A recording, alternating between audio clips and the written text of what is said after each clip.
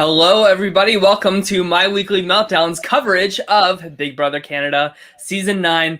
We've had a hot, sweaty, invisible HOH week, so Beth was fanning us to cool us down from the temperature of how crazy this season is, but I can't wait to talk about all of it. Yeah, it had nothing to do with the fact I just worked out while I watched BB Can tonight. Hey, that's very Rachel Riley on Sequester. Can we just talk about that for a second? I was her mod setting her up, and that was the best thing I'd ever. She's like fully on the elliptical at first, and then she was like, "Okay, well, I have to switch to the treadmill now." And then she just like went over to the treadmill with her, and it was just walking. It was just. That's so Rachel Riley. Living. And with us tonight is special guest April. April reached out to me to guest star on one of our episodes covering Big Brother Canada. She is a fellow Canadian, so that's always some good insight in terms of like. I feel like there's like a whole culture for like Tina and like Newfoundland that I don't really know too much about. All that fun stuff. And she has some connections to former house guest Julie Vu. So welcome, April. How are you doing tonight? Hey, I'm doing really well. Yeah, Julie lives in my community, so I see her quite a lot. I'm really stoked to be here tonight. So thank you for having me. Of course. Yes. So of course, like we had a pretty crazy monumental week in terms of like the first time this invisible HOH twist happened, and of course Victoria had to get it. How do we feel about Victoria's week overall as invisible HOH? Beth, go ahead. I mean, the people that she's supposedly working more closely with didn't suspect her, but the people who who are in the majority of the numbers knew it was her. So I don't really feel like it was that successful of an HOH, because why are you just like letting the majority numbers know it's you, clock you, and then like, basically give them the say? I think that it would have been smarter for her to make Roe use the veto and put up somebody from the other side of the house. And really just like at that point, who cares? Like if you're the HOH, who cares if you put up people from both sides of the house? At that point, it's a full on brawl. But that's just kind of my opinion. I would give her a solid C for this week. Yeah, April, I want to hear what you think first before I go off on my rant about it. I mean, it's Victoria, so it's going to be messy, it's going to be entertaining, and totally she delivered. Yeah, I definitely agree. I don't know if it was necessarily a successful HOH more than it was like an entertaining HOH. I was expecting her to do the move that we were all expecting, which was Jet and Ty, with maybe Beth as like a pawn if if the veto was used. I understand that like maybe she wasn't really too happy with Austin, but I think that if you're in a middle position of the game, it makes more sense to have them continue to go after each other. And like maybe she could have pinned it on Austin and Brayden, who I think probably wouldn't do a very good job of like making it seem like it wasn't them. So yeah, right.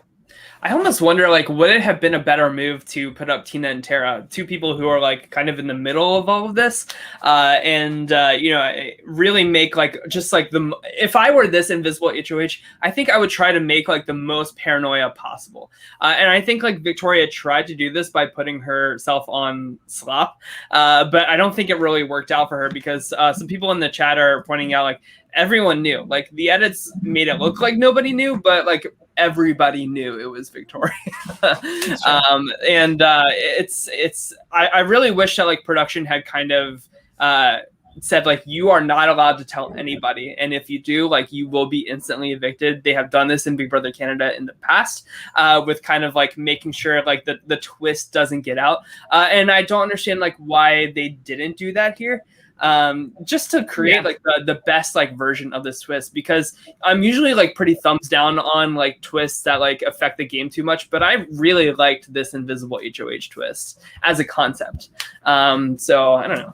Yeah. And before we go too much further, let's say hello to the people in the chat joining us tonight. We do have our Sam Higdon, who's super excited that Beth won HOH. We have Tracy Burke, we have Pokemon, Adrian Celeste, Dazan, our mod Matt Henning, Crybaby, Dolores, Sassy Tanner's in my Twitch chat. Welcome over to Twitch. I'm just making sure I have and Hamza. Hey, What's up, Hamza? Welcome on in. Yeah, so Sam said he's excited for Beth to be HOH. I'm excited for Beth to be HOH as well. I think that she needs like a big move on her resume. I think this is the perfect time for her to win HOH and really set up the three of them to make it far, but really give herself some capital in this game in terms of like a big move instead of just looking like she's riding the coattails of these two boys. Totally agree. I think at this point too, she's being seen as more of like a backseat player, and she needs to put something on her resume, as well as like just set herself apart from some of the other people in the house and not get clumped in. Yeah, right. Go ahead, Beth. Yeah. No, I was just gonna say I really I understand that this is like a perfect week to win HOH, right? But I also kind of feel like for Victoria, it doesn't really matter because she's just going to play chaotically anyway. And I kind of wish that Victoria's going to Victoria. Victoria's going to Victoria, but there's a part of me that just like really wishes that she hadn't won it, so that we could have had someone in the chat said something about maybe Tara would have been more interesting. There's other people who probably I would have loved to have seen Tina or Kiefer, honestly, in an invisible HOH role.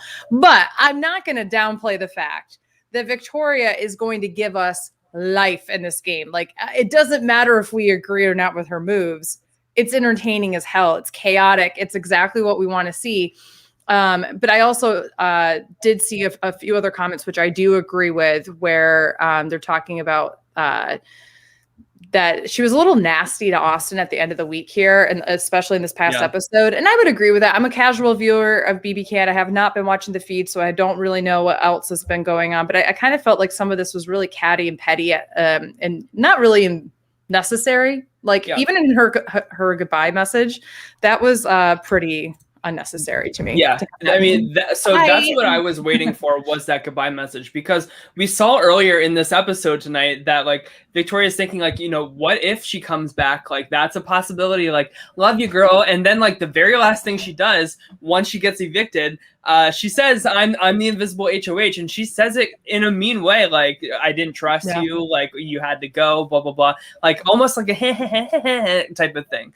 And for somebody who's like, and I tweeted out this, for somebody who says that she's such a big fan of this game, I don't understand how she doesn't realize how Paul lost this game twice. And it's by leaving these like really nasty goodbye messages that just like taint like any type of great gameplay that you're doing, because they're not going to feel good about voting for you in the end. If Victoria like miraculously gets to the end somehow by like just straight up like winning out, or like just being this like crazy chaotic character, she's gonna lose, because she's saying like in her goodbye messages, see ya, I'm the best player of all time, and nobody's gonna want to vote for that. What do you think, April? I'm really glad that you brought that up, because I actually noticed in today's episode, who's actually doing a really great job with their goodbye messages and just like voting in general, is Tara. Tara's like crying about having to vote out Kyle and like saying like, I'd like to evict like the beautiful Austin. And whether or not they are able to see that, I think it speaks to how she's more aware, like she's more self-aware of that sort of thing. Whereas like Victoria, I think, is trying very hard to be like the Dr. Will evil type, and really putting herself in that legendary status category. But if she does want to be considered one of the best players of all time, she needs to be able to curb that and not play emotionally, in the sense that, she's going to go get mad at Austin for talking to her after the veto wasn't used on Austin. Right.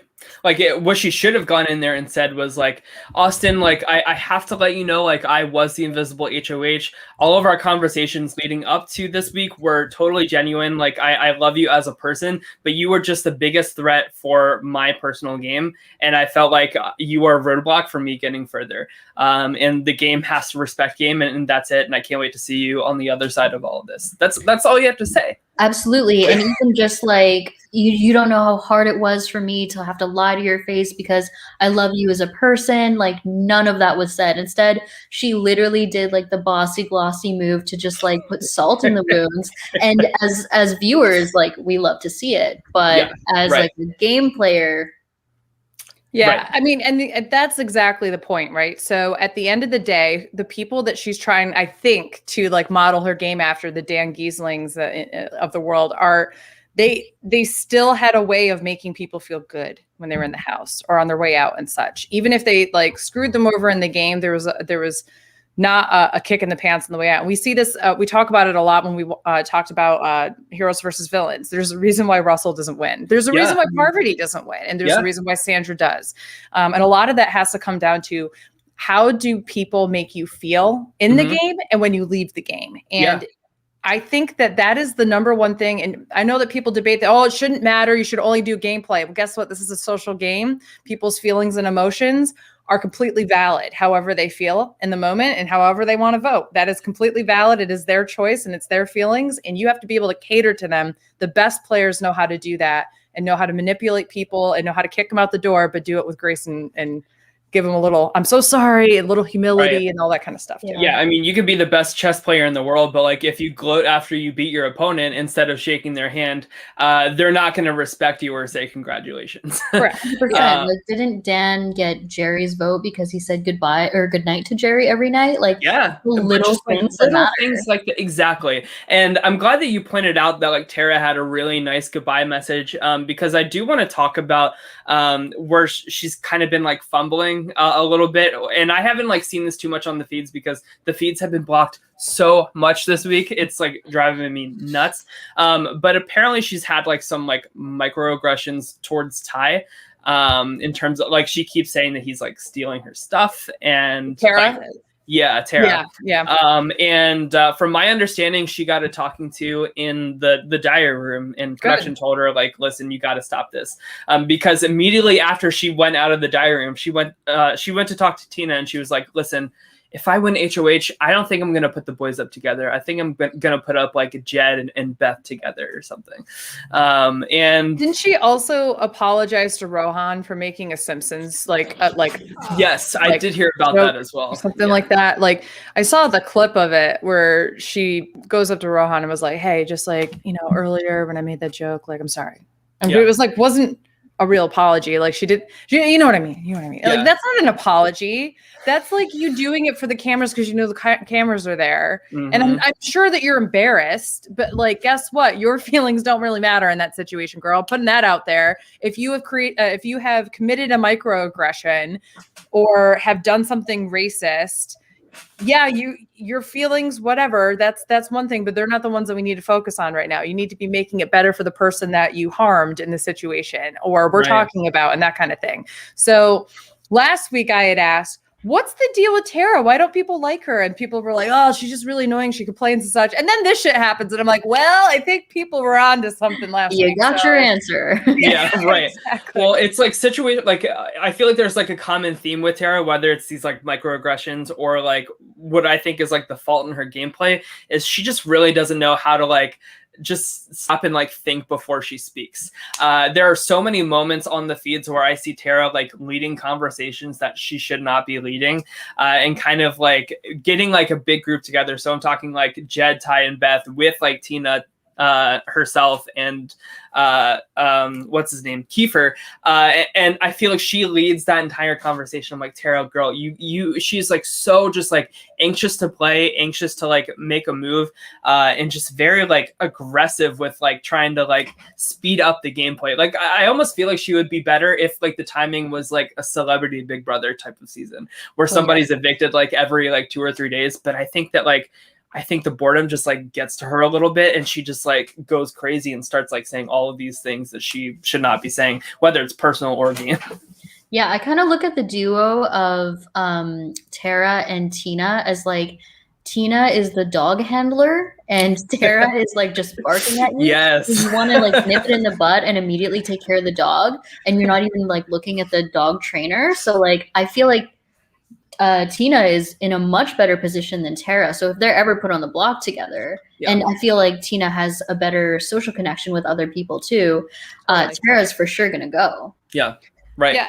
One of the things that I do want to bring up, I appreciate that Sassy Tanner said here. I do appreciate production bringing them into the DR and slapping their hands at the very least, talking about when people are making these very quickly, like instantaneously. And then Henning follows it up with, yeah, it's a thing I wish that they would have done in BBUSA. I completely agree. This is a model that there's multiple things that BB Can is doing correct, from casting to the way that they're dealing with these situations where microaggressions and such are taking place. And this is a necessary thing for all reality shows to be doing. Yeah. Especially since we're striving for more diversity, equity, and inclusion within our casting processes. It's one thing to just cast people. It's another thing to make sure that their experience that they have in the house and also what is projected and portrayed to the country is fair. Yeah. And it also has equity and inclusion in it, because if you're just casting people because of how they look or what their identity is, that's just tokenism, and that doesn't mean anything. Yeah, that is so true. So yeah, it also speaks to like how slow Survivor was in dealing with Dan when something was going on with like Kelly and multiple other contestants, as well as a lot of the controversies that happened last year in Big Brother Canada 8. Yeah. So Big Brother's really stepping up and trying to set that example for other reality TV shows to nip it in the bud as soon as it happens. Yeah, and it's working so far, April. Like, this is the first season in Big Brother US or Canada history that there is no white man entering the jury phase of the game. Yeah, which is a pretty interesting, eye-opening stat for sure. But you have to think of it again, right? And this is because they made conscious decisions in their casting, and there were only 2 white men to begin with, and it's like the tables have turned. And guess what? I'm not mad at it. Mm-hmm. I'm not mad at it, because I'll say it once, I'll say it again. Like, people who have any kind of marginalized identity are used to having to navigate social circumstances in ways that people who have hegemonic power in a situation don't have to do. So that makes for much more exciting gameplay when it comes to social games like Big Brother or Survivor. Yeah. 100%. And Sam says also Big Brother 21 was bad. I mean, yes. Yeah, this guy is also trash. We have a question from Pokemon, one of our longtime friends here. They say, one of the things I've noticed this season is so many people lack self-awareness this season in terms of how they are as players, aka Kiefer and Vic. So Kiefer has he's gone off the rails this week. Like, anytime he's in a room by himself, like there was like one time in particular where he was like talking to the cameras. He was like really talking himself up to be like, I'm one of the best players of all time. Like I'm gonna like totally like turn the tables and like flip on Beth, Ty, and Jed. And like I'm masterminding this whole season, and I've got this thing on lock. And I'm like, I don't know, man. I feel like your key is picking up Rohan in the mighty middle, but you can't do that because like there's just like such friction between the two of them. And I feel like that in particular is going to cost him his game. I do want us to shift to talk about the mighty middle, because that is like, in my opinion, like the biggest roadblock to making sure Beth, Ty, and Jed like don't end up winning this season is them just like figuring their shit out, right? So it's like Tina and Tara with Kiefer. And then kind of like off on their own is Victoria, who wants to be in with the Sunsetters. And Rohan is like on an island of his own as well. And the thing is, like, they really should be able to pick up Rohan. He is a very strategic guy. His social skills are very lacking, of course. Like, everybody knows that. Like, that's and it shows with like how he like confronted Rohan and how he kind of fumbled like repairing that relationship. And Kiefer's just been so like firm in like putting his foot down, saying like, I'm never going to work with this guy. And I'm like, this is the guy that you guys need on your team to have the majority moving forward. Like, I really wish Tina would kind of like talk to Kiefer and kind of like talk him into being like, listen, like, I think that like you and Rohan should start working together. We can bring him in, use him as a number. What do you guys think about that? Go ahead. Yeah, I definitely agree with that. And with Rohan starting to win a lot of competitions too, I think Kiefer is really, really going to eat his own words pretty soon. Mm-hmm. Yeah. I mean, Kiefer and Rohan are two of the people that have won the most competitions in the house. So you would think like if they just like united forces, there would be no problem here, right? And I think that this is, again, this goes back to the basics of the game. And it kind of goes back to what we were talking about with Tara, that she can't sit still and like sit on information, or nor does she have the social wherewithal to know that maybe she's not the right person to be having the conversation. Maybe Tina should be the person. Maybe, Austin or Brayden or Ro or somebody else should be talking and not her. It comes down to people who sign up for Big Brother are used to the few hours they see on television, and they're used to maybe popping in on the feeds. They're not used to living it. Yeah. It's a marathon. It is not a sprint. Even Survivor, I would argue, even though it has marathon aspects to it, is much more quick paced of a game because votes are happening much more quickly and they're much more unpredictable and there's different factors to it. So if you don't go into the house knowing generally what's going to happen on a timeline of the week, people who watch the feeds will know. Yeah, that the plan in the beginning of the week is not necessarily what's going to happen at the end of the week, and what's going to happen on Sunday and Monday. And then there's going to be another thing that will happen like Tuesday night or Wednesday, and then Thursday's eviction day. And you better have your plan for what you're going to do Wednesday night into Thursday to get that last bit of information in people's ears. Right. But not wait until that time to do it. You got to like ride the waves and be a part of the conversations. And if you can't do that, and if you can't recognize who are the other big players and who's trying to make moves and who's talking and have the social wherewithal, this isn't the game for you. Right. So this is unfortunately, I think, where Kiefer is also falling. Is his inability to understand the pacing of the game, and also like, yeah, this person might be annoying because you're living with them in a house that's completely disconnected. You're not going outside really or anything like that, but he might be the most important person to your game. And if you can't take a step back and go, ugh, I got to work with him. It's frustrating. And that's a problem. I feel like Kiefer's like his mood is so dependent on where he thinks his positioning is currently in the game. Like when he's down, he has. I feel like I'm like watching like The Sims. Like there's like a huge like rain cloud over his head, and it's just like coming down. He's like moping around. But like when he thinks he's like got it on lock, he's like, "Yeah, I'm the man. I got this. Yeah, we're gonna win this game." And it's just like you got to think a little bit like more up here and less like with your heart. Matt says like, and I yes, very Eeyore. Yes, very Eeyore. That is true. That. Henning brings up a really great point. He says if Kiefer, Rohan, and Victoria could come together, they could run the game from a comps perspective. 100%. And Kiefer and Victoria have like locked up like a very tight alliance. Kiefer is the only one that Victoria flat out told that she had the HOH this week. They just have to get Rohan, and I don't think Kiefer is capable of like putting shit aside and like realizing like he is the best person for my game right now. I don't know. And then of course like now Brayden is on his own, and I'm very curious to see like where he'll go. He does have like a good friendship with Beth, but I think Brayden is a smart enough player to realize that like no matter how close I am to Beth, I'm not going to be a tired Jed. Exactly. He's going to be fourth on that totem pole, and then he's going to also be Beth's third choice of somebody. So like you have to be able to balance those things out. Now that might be good for a week like now, but you can't make that your long-term plan. Beth's HOH. Yeah. Now's the time to say, girl, I have you. Everything I said last week. Absolutely correct. Blah, blah, blah. Yeah. But April, what do you think that Beth is going to do with this HOH? That's a good question because I feel like she's been hiding so much behind Jed and Ty that, well, like, would she just straight up put Rohan and Brayden up and that's just like the easy move? Or is she looking for like a bigger move than that? She's obviously not going to put up Jed and Ty. I don't see her putting up Tina and Tara. Maybe Victoria. Maybe she's going to try and get Victoria backdoored. I mean, Victoria did try to pin a lot of the invisible HOH on her. Yeah, that is very true.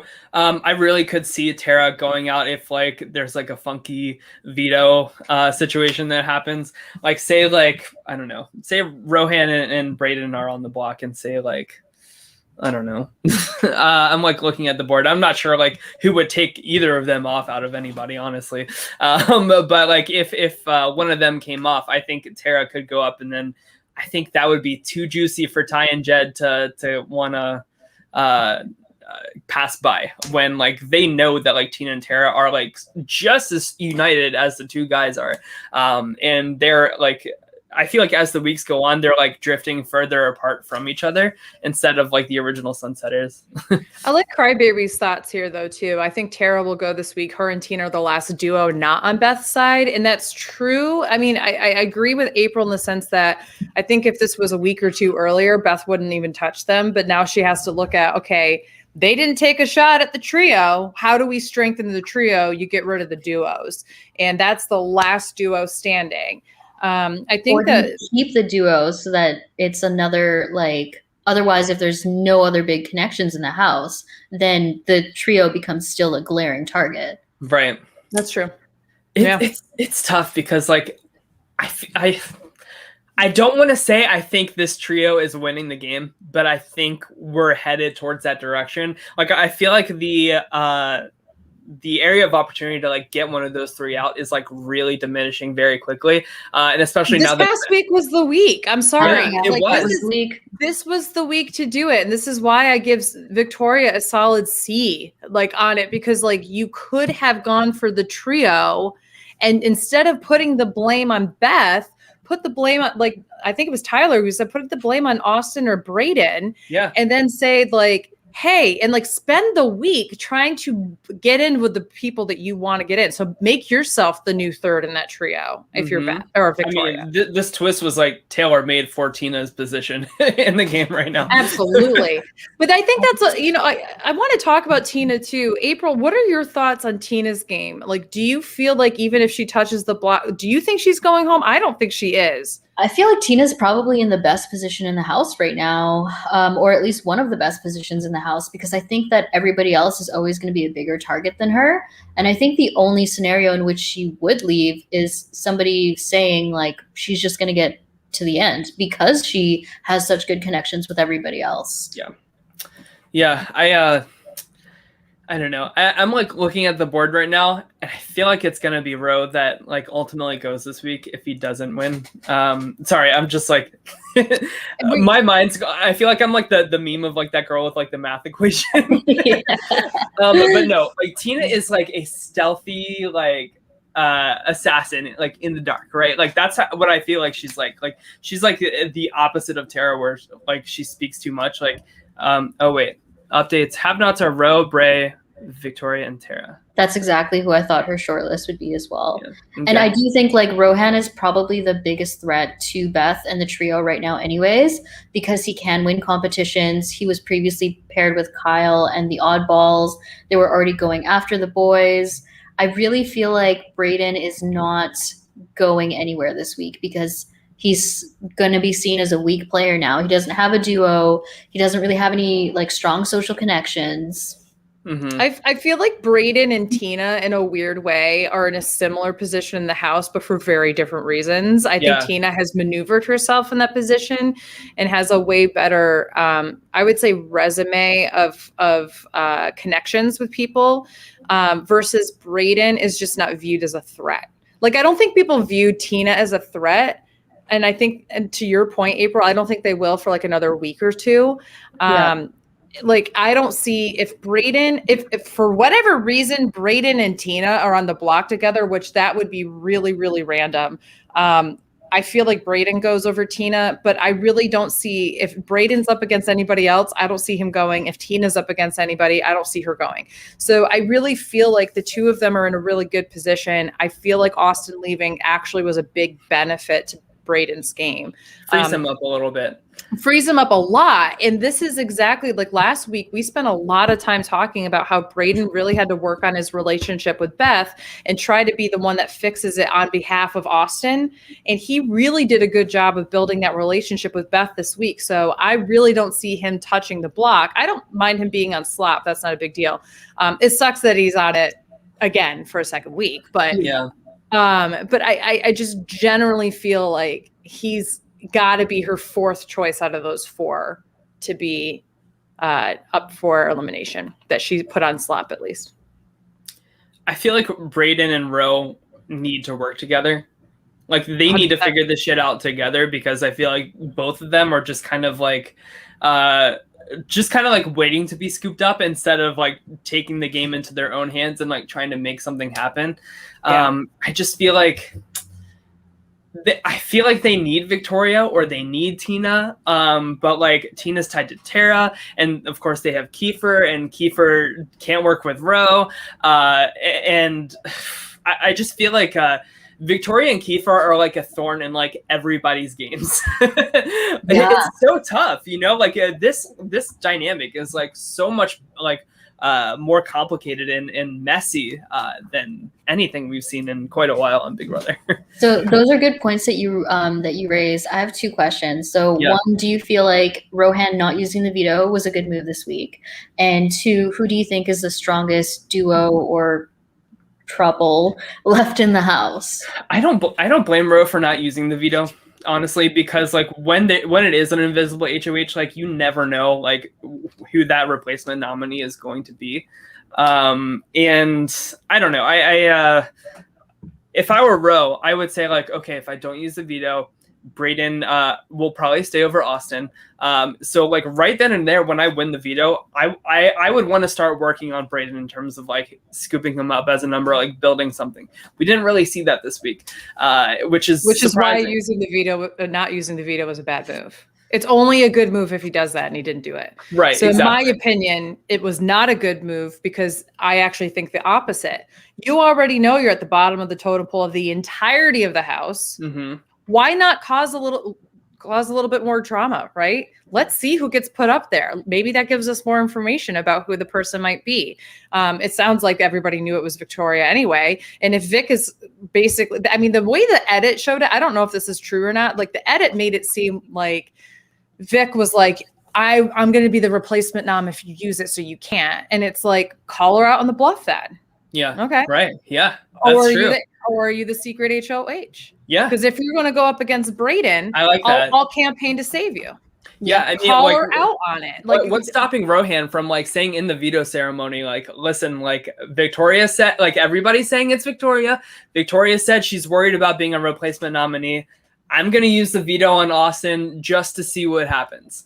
And Victoria puts up Tara instead, you know, like that type of thing. But that's I also think that Austin would have been a way better ally to keep for Rohan, who's obviously already at the bottom of the house, because I think that they have a stronger social connection, especially because of like Austin and Kyle. But Austin is also a stronger competitor, so he has a better chance of staying in the house longer if she wins an HOH or a veto and can take him down. Right. Totally agree. I just think like in this moment, what he had to do was weigh, okay, who is better for my game, Austin or Vic? Because if Vic is the replacement nom, she's likely going to go over Brayden, right? So in that situation, who's better for you? Right. And I think that if you're Rohan, you have to go with the person who is at least in a duo. And know that you're on a good relationship with them, and then be that trio together and save Brayden. And that would free up Tina as well, because Tara would be gone. Correct. Well, and that's exactly it. But that's what I want to know. Do you think Tara would have gone up if Ro had used the veto, or do you think that Kiefer could have gone up? Do you think one of the boys would have gone up? Like, I don't think it would have been Kiefer, because Kiefer is the only person she told that she's invisible HOH, so that wouldn't have happened, and putting up any of the boys or Beth would have just solidified that it was basically Victoria. Yeah, totally. And I agree. Like the chat saying Ro thought this the invisible HOH was Ty. I know that, but what I'm basically saying is like, you don't know though. And if you're already safe, and you really need to like balance out who is the best person for you in your alliance. Is it Vic or is it Austin? And Austin's the clearer choice here. So the fact he didn't use it is ridiculous. And he personally believed that it was Ty, but like the conversation was brought to him like so many times, like, I think it's Vic. So like perception is reality in these games, you know, like he could have said like, you know, everybody's saying it's Victoria. Let's see what happens, you know? Yeah. Then that really like takes off the pressure of him winning his second veto in a row too, and puts it all on Victoria. What's Victoria going to do? And then like, no matter who the invisible HOH actually is, everybody's like pretty much cemented that it's Victoria then. Yeah, and that's a good point that you bring up too, because then that takes the target off his back a little bit for winning the second veto, because then it's like, okay, I won the second veto and I used it, but let's shift the target because now we basically solidified that Victoria's been lying to all of our faces and put like Braden and Austin on slop while they were going to get evicted. Yeah, because then like we could have an alliance of Rohan, Tina, Braden, and Austin. Like that's a really good alliance right there. Yeah. And all of a sudden, they're in the majority. Mm-hmm. And that's exactly the point that I'm talking about, is that I actually have not seen Rohan be this amazing super strategist person, because he would have been able to see that. I'm sorry. That would have been, I know that there's things that we're seeing that he doesn't see and all those things, but like, if you were truly a strategist, you could play the numbers game and the relationship game in your head. Yeah. And that, it to me is just like, ugh, I just don't think he made the right move in any way, shape, or form. I agree. Yeah, I think that what the oddballs is missing is somebody with like really good strategic game. Yeah. And leadership. You know, like we need somebody to like rally them together and get them all in a room and say, listen, like we are all like straggling by on our own here, and it makes no sense. We're like, we have the majority in this room. And I have to think like once like one of those three, like Beth, Ty, and Jed goes, I feel like Kiefer jumps ship at that point. I feel like he doesn't stay with them because he knows that it's a sinking ship, and he knows that he's like on the bottom of the alliance anyway. Unless it's Beth, I think I could still see him trying to work with Ty and Jed.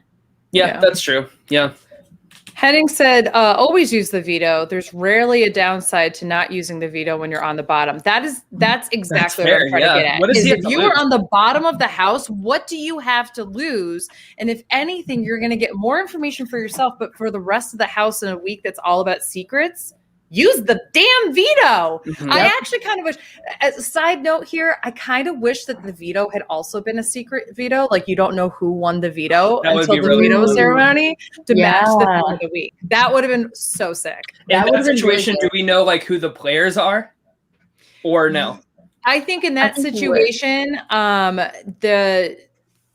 they get like chosen at the veto ceremony. So it's like, or not at the ceremony, sorry, at the competition. So it's another like separated out, or everybody goes out at a time to do something, and they get told whether or not they compete. And then they just have to wait for like the amount of time, and then they go away kind of thing. Yeah. Like I wish it could have been like that. I like that. That would have been really interesting too, because you wouldn't know who to campaign to say like, oh, don't do it, because then this person could go up, you know? And that just would have had so much more panic. And we love to see some messy gameplay. I think one of the best things about this cast, besides the diversity, is that there's nobody who's like an A+ player. I feel like they're all like B-level players. So we're seeing people who are really passionate and care about the game, but we're also seeing a lot of mistakes. So it's like watching the NBA versus like the NCAA. You know, they're not always going to sink the shot. So there's going to be a little bit more anticipation, and you don't know what's going to happen. That's a really good comparison, because I think that there are people, myself included, when it comes to NBA versus NCAA, like find college basketball much more compelling because they're still in a way learning the game and as they play it. You know what I mean? Like when you were a professional athlete and you were playing it for a job, like obviously you're still learning, but it's at a very different level. It's like NBA would be like having an all-star season. Yeah. And that, like, you run the risk of, you know, well, what do we get in Big Brother 22? Boring. I mean, let's not actually call that all-stars. Let's call that Big Brother Some Stars, as Juju B would say. But April, I want to ask you, you know, I feel like we're in agreement that like the game is like wide open in terms of like who could win at this point. But do we think like the door is closing on anybody to win this game in terms of like, you know, I don't think this person will win at the end. Because I kind of think the window of opportunity is closing for Tara. And I think it's closing for, I was going to say Beth before she won this HOH.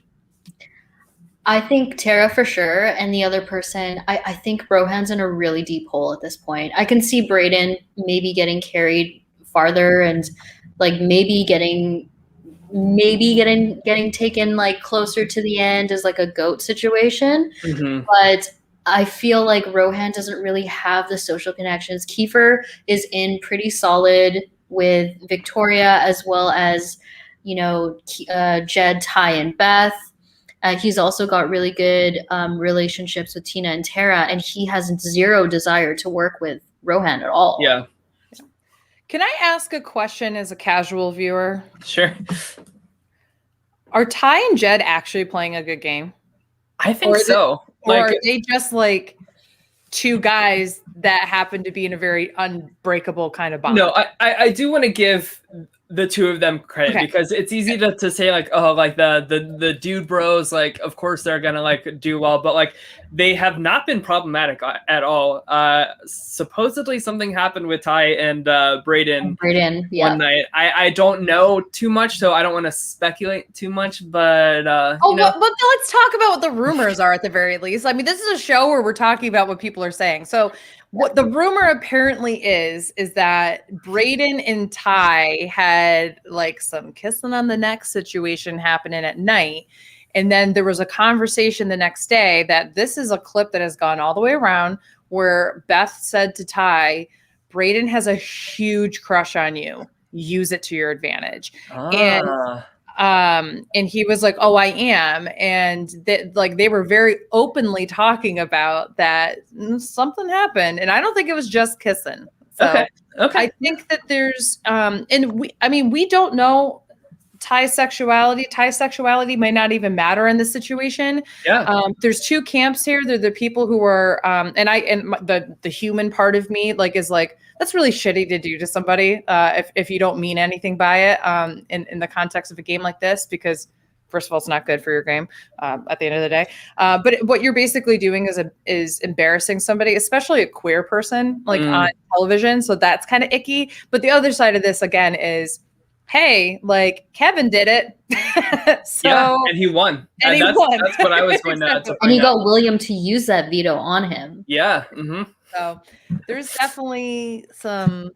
Yeah. According to the clip where Brayden subtly tells Austin, it seems like there was more. But that's actually, I was going to bring that up as well, is that Ty seems to really be using his social game in ways that the show isn't really showing. Like, I feel like Jed and Ty are portrayed as like himbos, and like they're super lovable. I'm going to be honest and say I barely ever cheer for like the big guys on any sort of Big Brother cast, but they're just so darn lovable. They're decent human beings. Great, right. They don't have so here's the thing, like, yes, they are strong, muscular, good-looking guys, but they also don't have the toxic masculinity that goes with it. Like, they're not afraid to share a tub together. They're not afraid to like share Beth as a showmance, flirtmance, or whatever. And it's not a competition. It's not Beth as an object that we're trying to win over each other. That is, in my opinion, something that's just like really amazing and beautiful to see. And I'm really hoping that a lot of people who are at home are watching this. And yeah, you can have whatever your personal judgments are. Like, I wouldn't want to XYZ, but I'm hoping people are taking a step back and realizing, like, how refreshing is it to see guys like who look a certain way, not act the way that you're like supposedly going to see on these shows. And I just love that for them. Yeah, so that's why I can't imagine what this season would be like if Ethan was actually on this cast and not Kyle. Oh, that is so true. Like, especially with Ty and Jed's connection. Like, I think you touched on a really good point. Like, they don't have that toxic masculinity. They are showing a positive example of like male platonic like affection, and I feel like that's not portrayed on TV, period. So to be able to see it on a show like Big Brother Canada, which includes so much diversity in ethnicity as well as in like sexual orientation or gender identity, it's what makes me cheer for them. But like at the same time, I'm not necessarily cheering for either side. I'm just watching to see what's happening because it's all so good. And I think that I think Latoya going home was like a huge wake up call for Ty and Jed to start like thinking with their head a little bit more in this game. So I don't know. I'm not like they're not. I'm rooting for Rohan ultimately because I feel like he's like in the underdog position, or Tina. Why are you really wrote? No, come on. Well, you know he's why are you really wrote? He's Yes, not they bad are. to look at either. Okay, that's all I needed. I just literally needed- have in my notes that I am bummed Austin is hot, so I feel you. Yeah. Yes. Exactly. This is a great looking cast. Like I really like there. I think every single person is beautiful, like in their own unique and beautiful way. Like that is what I love the most about this cast is that yes, there were some quote unquote traditionally or like beautiful people, but then like I think that like Tina is gorgeous, for example, and like there's just so many things that like. But Tina, it wouldn't necessarily tick the boxes of what you would normally see for like a Big Brother US season, right? Mm-hmm. So like this is what I love about this cast. And there's a variety of different kinds of people out there. They're all genuine. And at the same time, going back to something you said, April, about Ty and Jed, like I'm rooting for them because they're great people, but it's also like I genuinely just don't care about like what their sexuality is or anything. Like that's the way life should be. It should just be like, okay, I accept that you're just whatever you are, and like that's beautiful, and if you want to share that with us, like of course we're going to cheer that on, but like that's not going to be the reason why I cheer for you in this situation. I'm going to cheer for you because of like who you are and like what you're bringing to the game. Like that's what I love. Yeah, and I feel like in past seasons too, just because like I'm a queer woman of color, I felt like I cheered extra hard for like the one queer representative on like a BBUS season. Whereas like BB Can, I feel like is pretty good with having at least 2 queer people. And this season they have multiples, which is great. But it's really nice to be able to see that representation and not feel like I'm just cheering for them because they're, you know, representing my community, but also because like they're good players or they're good people. They're just a good cast and good people. Yeah. Because like that's the thing, like I couldn't care less if somebody lies in the context of a game, right? But are you a good person outside of that lie? Like great. Like that's what I really like. I mean, that's what I want to root for at the end of the day. I want to root for people who are good, but are also good at strategists and good play. Like people know when I have played social strategy games in the past, I'm aggressive. I lie. I do everything that I need to do. But I also like want to have fun and make and have people like play with me and all that kind of stuff and like be like that's what it should be about at the end of the day is like providing some entertainment, whatever, but like really like making it a fun experience for you and other people. That's the most important thing. Yeah, absolutely. All right. So last but not least, I want us to be updated on our draft. The real reason Allison isn't here tonight is because for once, she is the first one out of our draft. And boy, oh boy, do I feel happy to announce that here with you guys tonight. So with Austin going, Allison's team is completely done. April, who do you think has the best team? That's a good question. I looked at this like right before too, and I assumed that like Austin was gonna leave. I feel like Rory right now is probably has the best team. I think Tina has a really good chance of I could bet on this that Tina will make at least final 6. I think at least final 6. And I feel like between Jed and Ty, I feel like Jed overall is a better player. I feel like Ty is being seen as more of a threat. I feel like Jed has already won a competition. Jed's name gets thrown out a lot less than Ty's. I would say. Yeah. And also Beth, apparently, I don't know if that showmance is official now. I don't know if she's chosen Jed over Ty, but yeah, that's another thing too. So I would say probably Rory right now. Yeah. I would agree with that. I think going into this past week, I had said that depending on who won, Matt was either going to have like a really strong team or a really weak team. I'm really nervous about, especially with the double elimination, Matt's team. Yeah, I could see both of them getting knocked out. I could see Victoria being a target for anybody's like double eviction, like just like one person that like everybody can agree, like, okay, let's just like get her out. Like, I will also be say I'm really nervous for Valencia's team too. Yeah.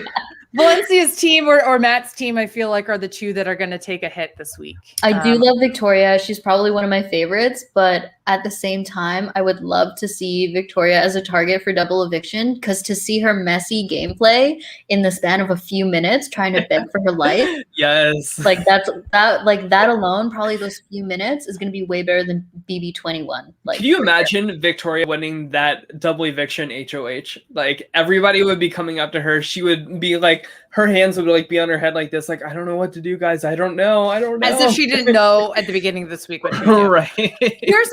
I want to take a step back again and say exactly why not going after the trio was such a bad idea. Now, obviously, they can't like choose or like know like what's coming up.